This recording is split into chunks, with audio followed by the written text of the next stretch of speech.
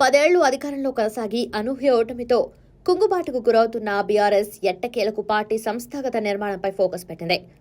ఈ మేరకు మాజీ ఎమ్మెల్యే బాల్కసుమన్ నేతృత్వంలోని ఒక బృందం ఇప్పటికే తమిళనాడులో డీఎంకే సంస్థాగత నిర్మాణంపై స్టడీ చేసి వచ్చింది. తెలంగాణలో బీఆర్ఎస్ బలోపేతం కోసం ఎలాంటి చర్యలు చేపట్టాలని అనే దానిపై త్వరలోనే కేసీఆర్కు ఓ నివేదిక సమర్పించనుంది. అనంతరం పార్టీలో కేసీఆర్ దిద్దుబాటు చర్యలకు ఉపక్రమించనున్నట్లు సమాచారం. డీఎంకే లాగే బీఆర్ఎస్ ను బలీయమైన శక్తిగా మార్చాలని అనుకుంటున్నారు.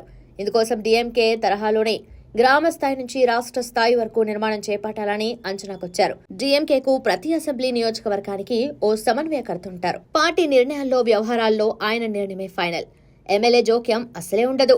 అలాగే దేశంలో ఏ ప్రాంతీయ పార్టీకి లేని రీసెర్చ్ వింగ్ డీఎంకేకు మాత్రమే ఉందట. ఈ రీసెర్చ్ వింగ్ ఎన్నికల సమయంలో పార్టీకి ప్రతికూల సమయంలో పార్టీకి కొత్త ఊపు తెచ్చేలా ఉపయోగపడుతుందంటున్నారు. ఈ క్రమంలోనే పార్టీని పటిష్టం చేసేందుకు డీఎంకే తరహాలోనే బీఆర్ఎస్ కోసం నియోజకవర్గానికి ఓ కోఆర్డినేటర్ అలాగే రీసెర్చ్ వింగ్ తీసుకురావాలని బాల్కసుమన్ నేతృత్వంలోని బీఆర్ఎస్ కేసీఆర్ కు సిఫారసు చేసే అవకాశం ఉంది.